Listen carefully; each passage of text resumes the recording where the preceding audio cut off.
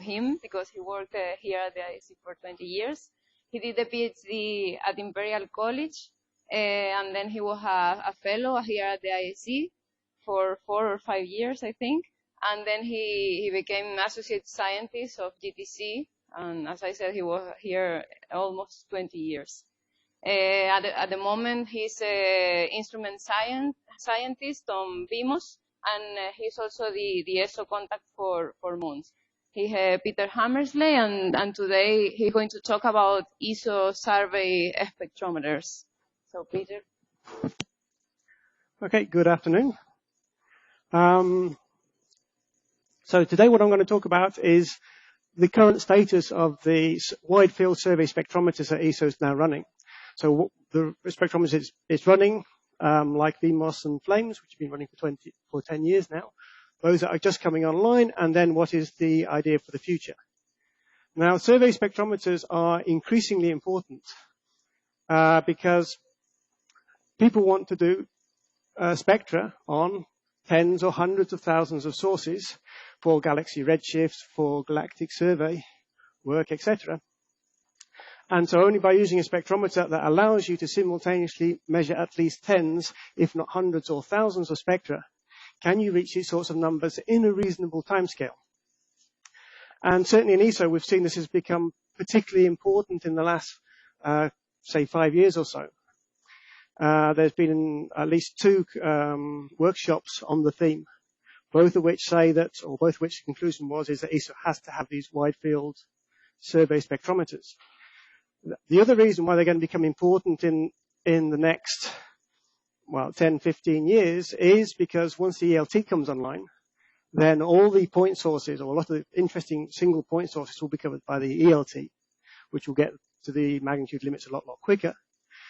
But there's still a lot of science that you can do on the VLT, on the smaller telescopes, because they offer a wider field of view. And so the ELT, you will never, ever do large surveys, because the field of view is just too small. Whereas on the VLT and on the 4-meter class telescopes, you can reach these wide field of view, so you can do these large numbers of sources. And so in this talk, what I'll talk about is the current instruments, which is the current survey instruments, which are VIMOS and FLAMES. These have been in operation now nearly a decade in both cases. KMOS, which is one of the main reasons for giving this talk, is to advertise that KMOS is actually now in power now. It will be mounted on the telescope in about a month's time. And so in the next round, it will be in the call for proposals, assuming that everything progresses as foreseen. And then you've got the next generation. So we're already starting on the next generation. We're in the phase A studies. And these are for 2 instruments, foremost and moons. So the first instrument I'm going to talk about is VIMOS. VIMOS actually is a mixture of imager, multi-slit spectrometer, and IFU spectrometer. Probably does too many things at the same time. And its fundamental goal was always a high redshift universe. So it does all these surveys, and so the aim is to cover as big a field as possible so you can get hundreds of spectra simultaneously. So it was delivered to Paranal in about 2001, and it started proper operation around 2003, 2004. So the capabilities it has, the first is imaging. So it does imaging in the broadband filters, U through to Z. VIMOS is actually 4 instruments bolted together. So it's 4 identical instruments bolted together. And each instrument has a field of view on the sky of 7 by 8 arc minutes. And it's separated by a gap of 2 arc minutes between the instruments. So that's what makes it such a huge instrument. The pixel scale is 0.2 of an arc second per pixel. And we are using 2 by 2.4K pixels, which gives a field of view. This is actually the largest field of view on the VLT. Is actually the largest field of view that you can actually apply for easily on ESO. Because the VST is a survey telescope, so it does surveys. And the 2.2, the wide field camera on the 2.2, is now mainly used by the Max Planck. And ESO only gets a few nights a year for use. Do you want to come and sit down? Synthesis.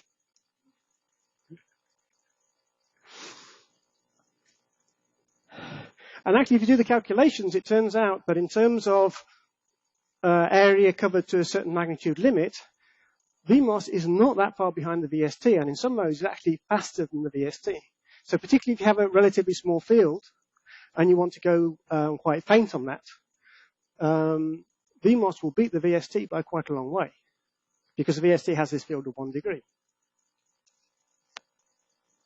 Now, the main mode for the survey spectrometers is the MOS mode. So you take the imaging, you put in masks, there are in-bar masks that are inserted into the focal plane. And then we have 6 grisms you can choose from. Either the high resolution, well, so-called high resolution grisms. I mean, the resolution is about 2,500 that you will get. That's in, well, red, orange, and blue. And you can get up to 200 8-arc-second slits on the mask. If you use 4-arc-second slits, you could get even more, but you then have a problem for sky subtraction. And the image you can see on the side is actually done with the low-resolution masks, or the low-resolution spectra. Here the resolution is 200 to 250. And because the amount of detector space that each spectrum uses is so short, you can actually get 4 slits within the field of view. And so using this mode, you can get 800, and I've done tests up to 1,000 spectra simultaneously. And it does work in this mode. And there are a number of groups now who are now using it, trying to get the maximum number of spectra possible, usually too many, from the instrument. The disadvantage of the low resolution mode that you can see here is that as well as the main spectra, which is here, you also get the 0th order, the 2nd order spectra, and actually the -2, depending where the slit is. So you actually get a mixture of spectra all in the same, all on the detector, and deconvolving the various spectra can actually be quite a problem. Because particularly the 0th order spectra, although the efficiency is low, you're putting all the light of the whole spectrum into a very few pixels, and so you get these bright lines. So this is actually the 0th order spectra that you can see here. But like I say, there's software that will deal with this correctly, and you can recover the spectra quite well. And the final mode is the IFU mode. It is still the largest IFU on the VLT, so it has a field of view of up to 54 arc-seconds, although more usually people use about 27 arc-seconds. And so for that, there's a fiber bundle, which is in the IFU field. So the IFU field's over here. And then the fibers come in and then put the light into the 4 quadrants. And this mode is actually very widely used, particularly when the weather is poorer. So in poorer weather conditions, this mode is actually very, very popular because you can actually do quite a lot of science when the seeing is 1.5 arc-seconds, which does happen on Paranel. Whereas the MOS instruments, if the seeing gets too bad, you start to lose too much light from the slits. And so this mode, it turns out, has been very, very useful when the conditions aren't perfect. Now, after about 5-6 years of operation, it was decided that we needed to upgrade VIMOS. And so we now moved to, if you like, VIMOS 2.0.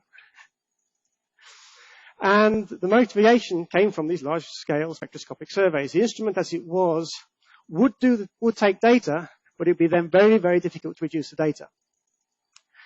And so a number of things we had to do. Well, the first was simply replace worn-out systems. I mean, the shutters, for example, were basically broken. I mean, they worked, but they would fail every night, and then it was a big job getting them to work again. So we replaced the shutters.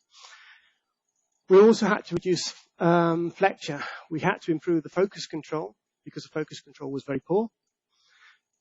We've also done a lot of work improving the image quality and sensitivity.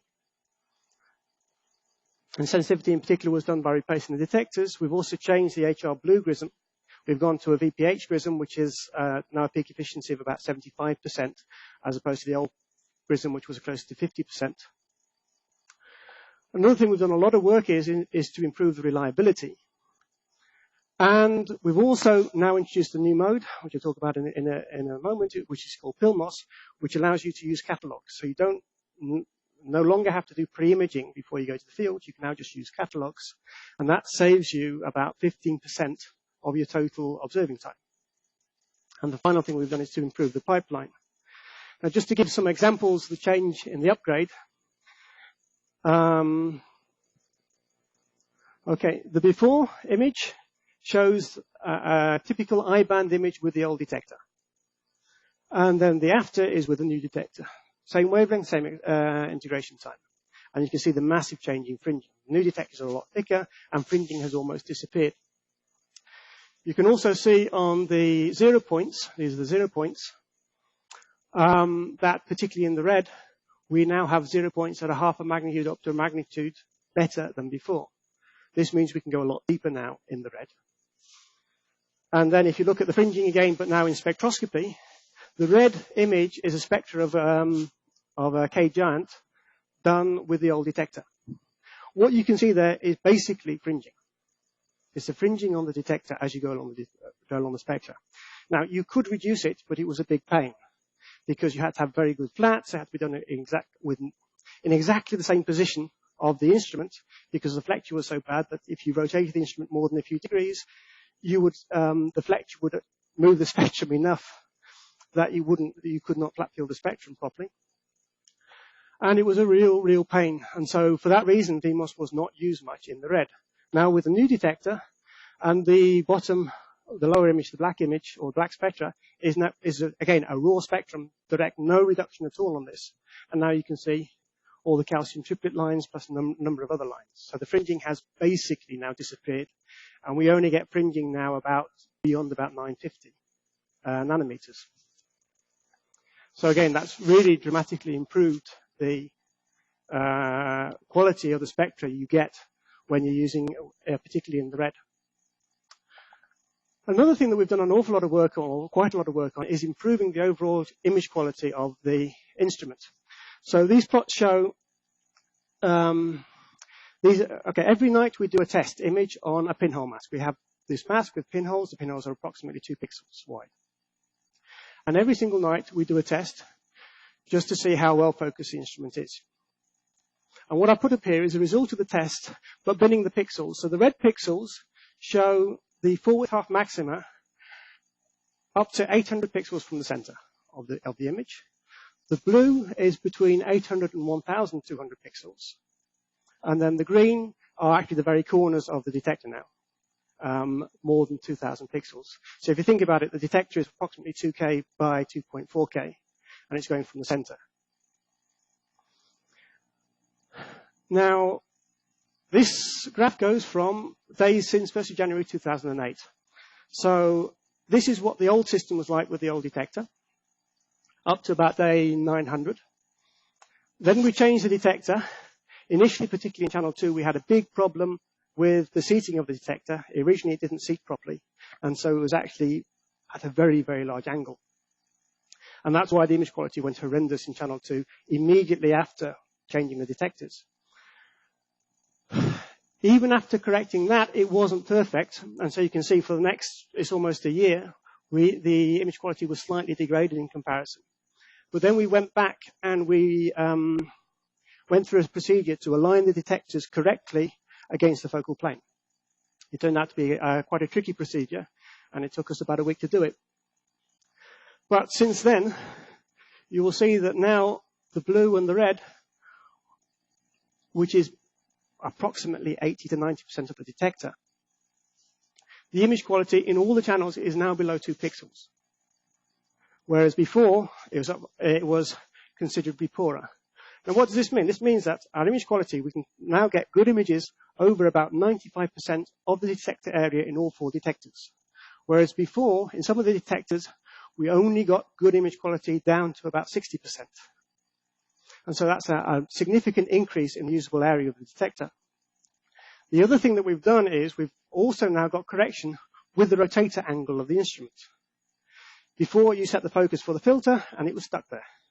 And as you rotated the instrument, the focus was actually changing, but there was nothing we could do about it because the software wouldn't change it. So we've changed the focus mechanism and the software so we can now correct the focus in real time as the instrument rotates.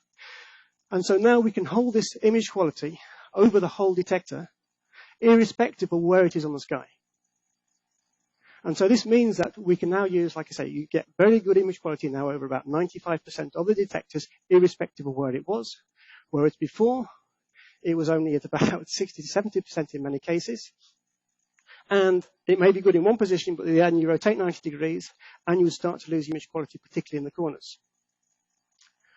And so we've done tests and we're now getting image quality. We've now got on-sky image quality at better than half arc second across 95% of the detector, which means that you really can now do very, very good imaging with VIMOS. The other thing that was announced in the last call for proposal is this idea called PILMOS. And the idea is that you can now go in with catalogs. Before, what you had to do was, if you wanted to observe a field, you had to go to the field and take an image of the field in the R band. And then take that image, identify the sources in that image, and then it would cut the masks. With the increased stability we have in the instrument now, you can now go with a catalog. The catalog has to have good astrometry. If the astrometry is bad, okay, it won't work. But assuming you go with a catalog with good astrometry, you can now use that catalog as your input data, and you can now directly cut the masks from that catalog. This is called PILMOS, and we've done a number of tests. And the two spectra shown here just show a typical example. We worked with one of the scientists at ESO who has time on VIMOS. And so one of these spectra, I think it's the upper one, was done using the normal method. And then the lower plot, or the lower spectra, was taken using PILMOS. So we came in with a catalog, cut the mask based on the catalog, and remeasured it. And when we find that we're getting basically the same results in both. There's not a significant difference in the accuracy now using PILMOS or using pre-imaging. And so what this means is, particularly people with large programs of sources that are well identified, that you can now get, or you can now save is about 15% of the time doing this pre-image. And so you can now use more of the time doing your spectra, which is the real science that you want to do. And so other results of the upgrade, well, slightly embarrassingly, it turned out that a lot of the grisms, particularly high-resolution grisms, were run for about 10 years completely out of focus. Well, completely, about 100 microns out of focus. And so what this would do is degrade the resolution, particularly at the ends of the spectra. So we've now got it implemented that we can now correctly focus the system for all the grisms. And that has improved the spectral resolutions, like I say, particularly at the edges or the ends of the spectrum. The instrument itself is far more stable. Flexure is far less of a problem than it used to be. And we've also reduced significantly the instrument downtime. It's gone down from about 10%. So 10% of the observing time was lost due to technical problems. And it's gone down to about 2%, which is now the same as the other instruments. And the bottom line is that the people observing deep fields now with this instrument doing MOS are now obtaining approximately 40% more usable spectra per exposure than they were before. And the other advantage is now the people in Paranal who actually run the instrument are far, far happier using VIMOS than they were before, because before VIMOS had a terrible reputation for crashing, for things sticking and such like, and so using the whole night. With these upgrades, now the instrument is a lot more reliable, and so the instrument people or the observers are far, far happier of observing with VIMOS.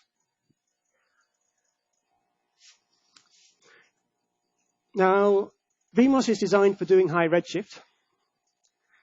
That's what it was done for, and these are an example of the high redshift fields. What we find is, if you look at the statistics, that there are certain cosmological RAs that correspond to the various fields, good fields, etc. Goods and cosmos, which is RA of 2 to 3 hours, 10 hours, 22 hours, that are massively oversubscribed. I mean, it's a factor 20. If you apply for time for those RAs, forget it. You do not have a chance, because the big surveys take the whole time. But then there's other RAs where it's used far, far less. And so for that, the actual oversubscription is nowhere near as high. It's only about a factor 1 to 1.5. And so if you've got good science to do with VIMOS, try and get it in the open RAs and not in the RAs that are already massively oversubscribed. Otherwise, you won't have a chance. And finally, some of the work or the publication record for VIMOS. This was actually done in May, but basically VIMOS is now producing approximately 60 papers per year, constantly, over the last 4 or 5 years. And so it's actually a very productive instrument. It's only instrument, FORS and ISAC, that actually produce, and UVES, which are the original instruments on the VLT, are actually producing more papers. So whereas VIMOS is aimed primarily for galaxy surveys, FLAMES, which is the other survey instrument currently in operation, also since about 2002. This is aimed at stellar surveys. I mean, the resolutions are between 7,000 or up to about 20,000 in multi-object mode, or up to 20-odd thousand to 30-odd thousand in the IFU mode. And the idea of this is you have a multi-fiber spectrometer, you have 130 objects, or 130 fibers, and you can then place them anywhere within the patrol area of 25 arc minutes. The main instrument is Giraffe, which gives you the 130 objects, but also they've set it up so you can also use UVES, which is a high-resolution spectrometer, that's actually mounted on the other focus. You can actually feed 8 fibers through to UVES. And so it means you can take 8 UVES spectra simultaneously with the Giraffe spectra. And so it means you can actually do slightly different science, or certainly more science in each field. So this is an image of Giraffe and OSPOS, which is what constitutes FLAMES. So, okay, this is Giraffe, which is a spectrometer. Here is Gerardo Avila, so you get an idea of approximately how big this instrument is. And then the fiber positioner is here, and this is called OSPOS because it was made by the Australians. And so this is a slightly closer image of OSPOS. What you have is 2 plates with the fibers going to each of the 2 plates. The idea is that you can set up one plate while the other is observing. And it takes approximately half an hour to set up one plate. So there's a robot that can pick up the fiber, move it to the position, and put it down again. And it can set all 130 fibers in approximately half an hour. But the other plate, if it's already configured, is observing during this time. So this means as long as your total exposure time is longer than half an hour, it means you have a very small setup time between fields. You can do one field, and then while you're observing one field, you're setting up the next field.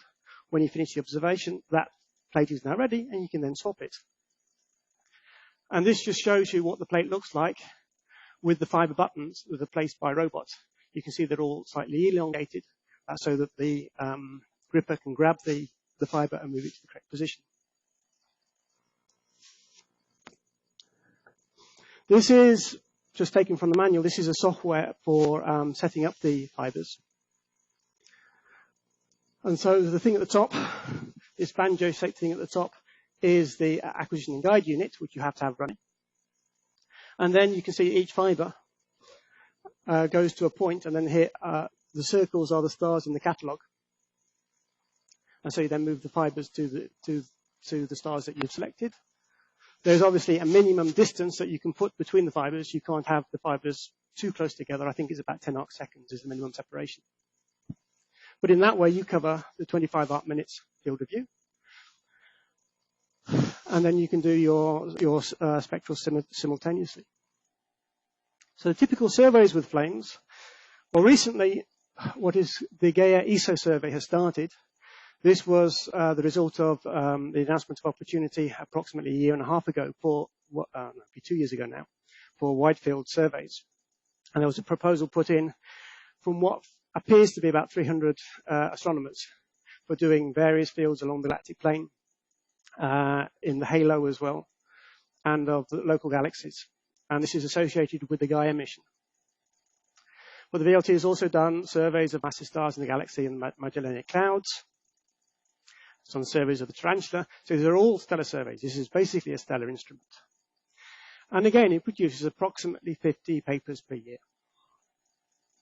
And so again, it's a very successful and very popular instrument.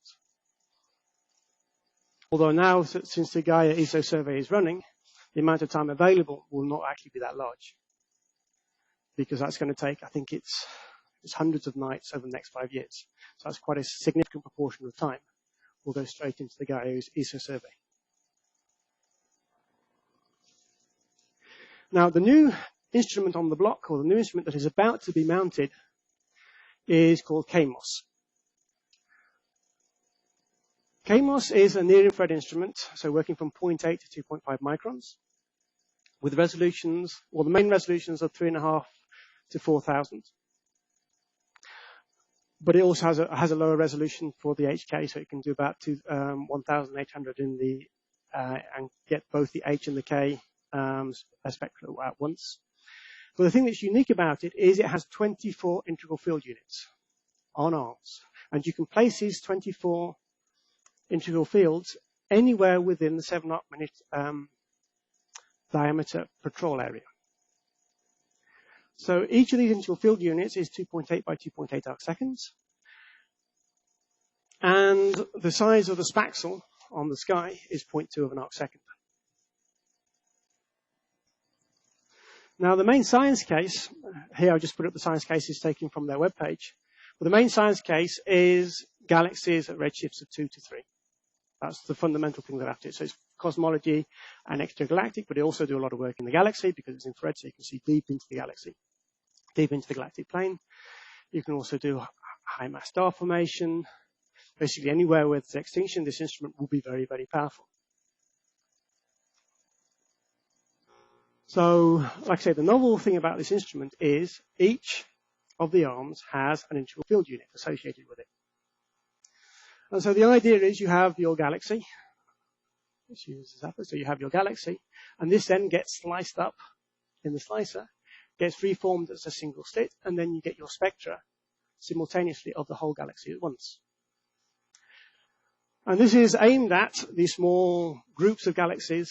I mean, this is an example. This is 2 arc seconds. You get a small cluster of galaxies. And so you can do the spectra of all of these galaxies with a single IFU. But because it has a large field of view, which has 7 arc minutes, you can now do 24 such clusters of galaxies at the same time. And this is what leads to the massive time saving. Now, KMOS is a horrendously complex instrument. So the light comes in from the telescope. It goes through the field flattener. It then goes to the pick-off mirror associated with each probe. The light goes through the optics of the pick-off mirror. It then goes through a image derotator. So at the moment, you have just the image of the sky through to here, and so the image derotator allows you to rotate that image of the sky on the spectrometer. It then goes through to the image slicer. It then goes into the collimator and finally into the spectrograph here. So that you put the prisms here, and then you have the camera onto the detector. You have to think that all of this is cryogenic. So all of this is run at about 100K or lower. So it is a horrendously complex system. Now the arms, and this is, I think, one of the prototypes of the arms. So here you have the arm, the pick-off mirror.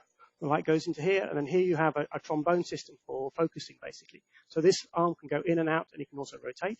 That's how you position it in the field. The light goes through here, and then it goes down through the central axis, where you have a pupil image. It goes down into then the derotator, and then down onto the spectrometer. There are 3 spectrographs, and so each spectrograph has 8 arms. That's how it splits up. Now, the arms are not on a single level. The arms are actually on 2 levels. And this means that an arm on one level will never crash with an arm on the other level. And so that way you can get a far higher density of sources in the focal plane. If all the arms were on the same level, they would very, very quickly collide, and you wouldn't get anything like the number of sources. And this shows the instrument when only one spectrometer was mounted. Like I say, now it's in parallel, so all are mounted. And what you can see here is part of the calibration unit that allows you to calibrate the system. So they also have developed the software for source selection. So here you have the 24 arms. So underneath you have an image of the sky that you want to observe. The green arms are on one level and the blue arms are on the other level. So you can notice that the green arms and the blue arms can overlap, but the green arms cannot, one green arm cannot overlap with another green arm. And then here you have the 24 fields of view. And so you can see what each IFU should be seeing, assuming it's pointed correctly.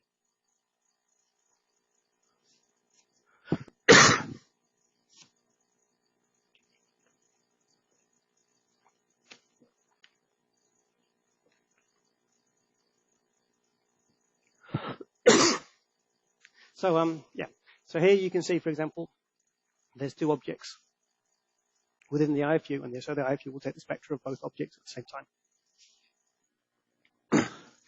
And the current status is, this is the instrument at parallel.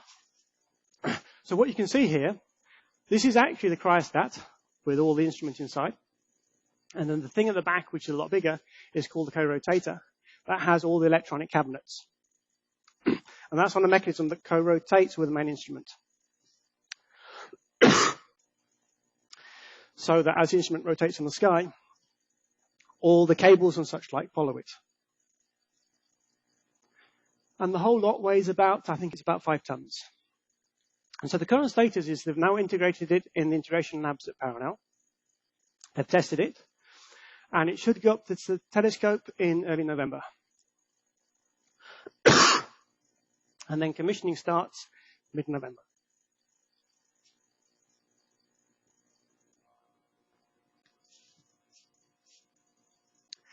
So now we come on to the future, and we're talking about, realistically, the end of the decade before these instruments will appear. And as a result of it was a workshop in 2009, I think it was, on Wisefield Survey Science. ESO realized that it needed to put out a call for suitable instruments. And so we put out a request for letters of intent. The actual request went out in about July, and the letters of intent were received in October 2010. There were 10 letters of intent received. 6 were selected for development into initial proposals, which were presented in March 2011. These were reviewed. And 2 were chosen for what is a competitive phase A study. And the 2s that were chosen were moons and foremost. Now, competitive means that, we can choose either one, or we can actually choose none, 1, or 2 of the instruments, or both instruments. Excuse me. And so the idea is that both instruments have to complete their phase A studies by the beginning of February. It will be then reviewed in March, and a recommendation made to the Science and Technology Committee in April. And so the final decision as to how we go ahead will be taken then in April. And so both instruments are now working towards the phase A, or conceptual design studies. So, shall we say they have general ideas, parts are quite well advanced, but it's nowhere near the final decision or the final instrument by a long way. And so in both cases, we're really looking at 2017 to 2019 before we'll see these instruments on the telescope. So the first of these instruments is MOONS, which is being led by the ROE, or UK ATC. And it will go on the Naismith platform of the VLT. It works in the near infrared, 0.8 to 1.8 microns. But it's not designed to go into the more thermal part. It does not work in the K-band. And in order to get a large number of sources, what it will use is fibers. And so it will have 1,000 fibers that can be deployed in pairs. And it will have 2 spectral resolutions. One is of around 5,000 for extragalactic work, and one is around 20,000 for stellar work. And like I said, the interesting thing about this is what they want to do is to deploy the fibers, or have the ability to deploy the fibers in pairs, so that you can then do beam switching between the pairs of fibers. And in that way, you get very good sky subtraction, which is necessary for the H-band, using a fiber spectrometer. And they've been doing tests, for example, using flames in the reddish part that will go about 0.9 microns. And they've shown that if you use pairs of fibers and nod the source between the pairs of fibers, you can actually get pretty good sky subtraction. And the patrol area of this will be the full field of view on the VLT. So it's about 500 square arc minutes. Now there's two science cases. One is Galactic Archaeology. Basically, it's following up on Gaia work. Because moons will be able to get to parts of the galaxy that Gaia can't. And it will also be able, basically Gaia will not be able to see the inner galactic plane, whereas moons will. And so you're just doing some extensions from FLAMES. They should be able to get to V of 19 for a G2 star, or even V of 20 for an M dwarf, with signal to noise of 20 per pixel in reasonable integration times of about an hour. And so if you then extend that into a survey, what they reckon is, so in one pointing, you will get up to 1,000 objects, or between 500 and 1,000, depending on how you configure the instrument. In one night, you can probably get to up to about 10,000 sources. And so in 1 year or 100 nights, you're now getting it up to hundreds of thousands of sources, or even millions of sources.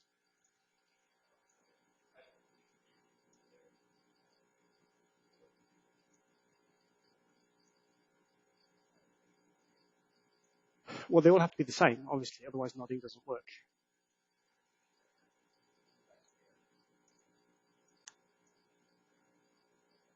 Well, shall we say, they're looking at this, and certainly for the infrared, in order to get very good sky subtraction, you either have to do what KMOS has done, which is try and get rid of the OH lines, or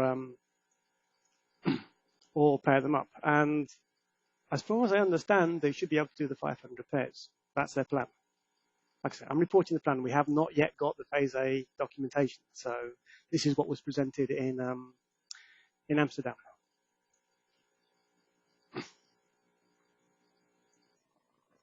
The other important survey is galaxy redshifts. And what they show here is the SDSS survey at 0.1 and what they'll be able to do on moons at 1 to 1.5. And so basically it massively increases the amount of volume, or the volume that you're looking at for these galaxies. And again, a 5-year survey, you're looking at 500,000 to 1 million galaxies that they'll be able to get. That's their plan. So basically they plan to have 2 spectrometers, each with 3 arms. These will be cryogenic spectrometers, otherwise the background's too high. And so you have the fibers. Okay, the fibers come in here. That goes through a collimator, then goes through diachroics to split into the various arms. And then depending on the high resolution or the low resolution mode, they can actually put in a couple of prisms just to change the resolution you get from the grating. And so you then have the various cameras. One is optimized for the H band. One is optimized for the Y and J, i.e. 1 micron to 1.2 microns. And then the other is for the I band, so basically 0.8 up to 1 micron. Aimed principally at the calcium triplet, actually.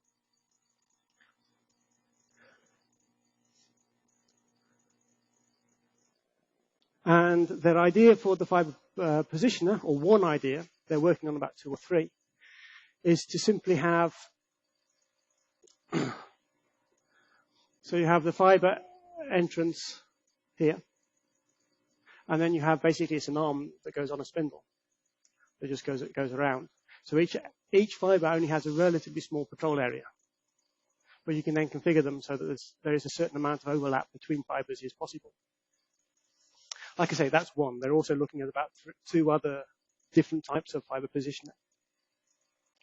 And like I say, we'll find out what they think in the Phase A design review, which will be in March.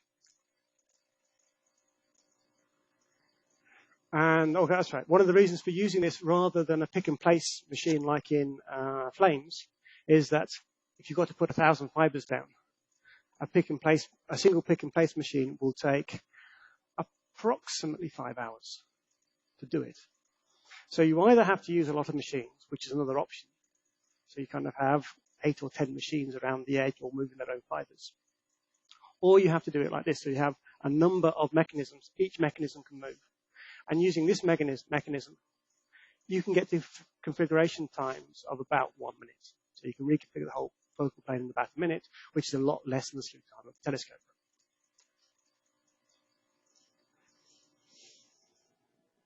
The other instrument, which is called Foremost, because this is, instead of being aimed at the VLT, is going to be aimed at a 4-meter telescope. Originally, they did a trade-off study between the NTT, Arnacia, and Vista. And in the end, they're going to go to Vista. It's led by AIP in Potsdam. But there's it's actually a typical cast of characters for fiber instruments are involved in it. And many of the same people are involved in both Moons and in Foremost, actually. Their plan, because they're using a 4-meter telescope, is they can go to a far, far larger field of view. And what they would like to get up to, well, what they want is at least 3 square degrees, and they'd like to get up to about 5 square degrees of field. And so with this, they can get up to 3,000 fibers down in one go. Again, they're looking at 2 resolutions for the spectrographs, one of about 5,000 and the other is around 20,000. But this is for the visible. So the low resolution, they'll get the full 4 to 1 micron range, and at the high resolutions, there will be 2 regions that they will choose where there are interesting lines. And so within a 2 arc-minute field, or within a 2 arc-minute circle, they want to have at least 3 and probably 7 fibers. Again, they can't use a pick-and-place system because there's simply not room, but they would like to have at least 7 fibers so they can do relatively close objects. And so the number of objects they're looking at are between 5 and 20 million over a 5-year operation. Now, in this case, since it's going to a 4-meter class telescope, it would be the only instrument on that telescope. It wouldn't be like Moons, which has to share the telescope with other instruments. And so this means that if it went on that instrument, it would then be used solidly for a large number of years. And so these very, very large surveys become feasible. The science, again, Gaia follow-up is very important, particularly doing radial velocities and chemical abundances for the fainter stars that Gaia isn't going to be able to do. There's also Evrosata follow-up, looking at X-ray clustered galaxies. And also in the future, we'll have Euclid, LSST, and Square Kilometre Array. And these will also produce large numbers of interesting objects to be followed up on.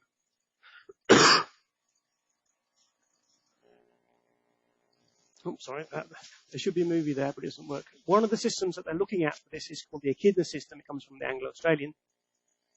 And so the idea is you have a whole lot of fibers. But the fibers can then be moved a certain distance. They all kind of tilt over. And so the idea is one fiber that is here can actually patrol this whole area. And this is a system they're using on FMOS on Subaru on a smaller scale. And like I say, it's one of the possible solutions that they're looking at. There are others. And again, they'll make the decision at the phase A. So they'll tell us which they think, and phase A, they're doing trade-off studies at the moment to determine which is the best, or which is the easiest to build, and still gives them the most number of sources. The telescope that they want to use is Vista. So this is after the infrared surveys have finished. And so what they will do is to remove the camera, which is here. They'll then put their fiber system here, and then you have a fiber run, goes down to the spectrometers, which will be below the telescope. There simply is not room on Vista. Vista is an extremely compact telescope. And so there simply is not room to put spectrometers here. And so the idea is you can actually put them under the telescope, so under the rotating floor. And you have the high resolution spectrometers on one side and the low, medium resolutions on the other. And like I say, those Moons and Foremost, we'll know more about exactly what will happen in April when the decision is taken. And like I say, the decision can be either that none of the instruments are convincing, so we won't build any. One is convincing, or both are convincing, and it is conceivable that both instruments would be built.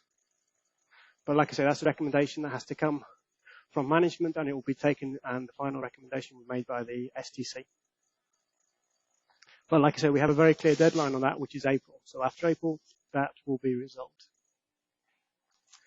And so, for conclusion, okay, VIMOS and FLAMES are scientifically very productive. They're existing instruments. VIMOS has just had a major upgrade, and so it's now significantly more powerful than it was when it originally arrived at the telescope. KMOS will be available for the next call of proposals. So anybody with lots of objects in the near infrared, that would be a perfect instrument to apply for. And then finally, looking to the more distant future, like I say, we're talking at least 7 to 10 years, we have MOONS and FOREMOST. And they're currently nearing the end of their phase A studies. And like I say, a decision will be known finally in April. So thank you.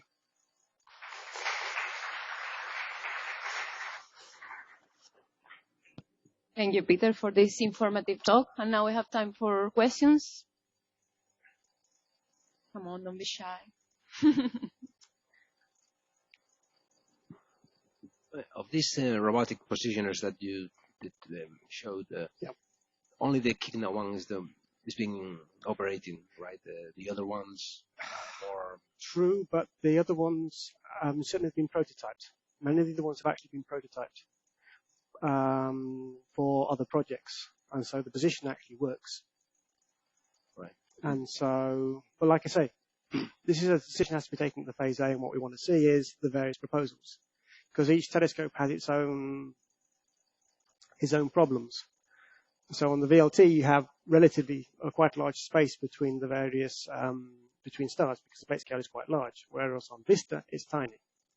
And so VISTA has very different problems than the VLT will.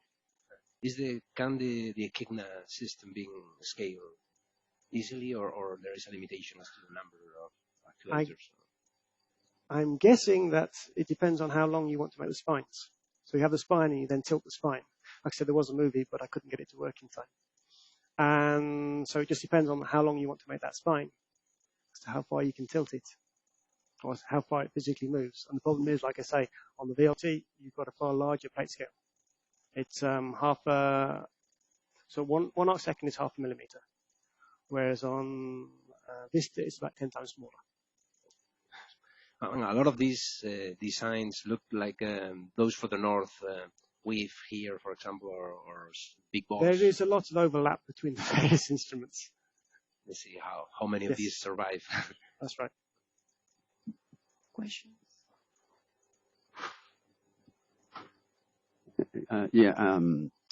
This design, concept, which is under study, has some striking similarities with a study that was done for the GTC. And I wonder if there is any Spanish participation in MOONS. In MOONS, at the moment, not that I'm aware of.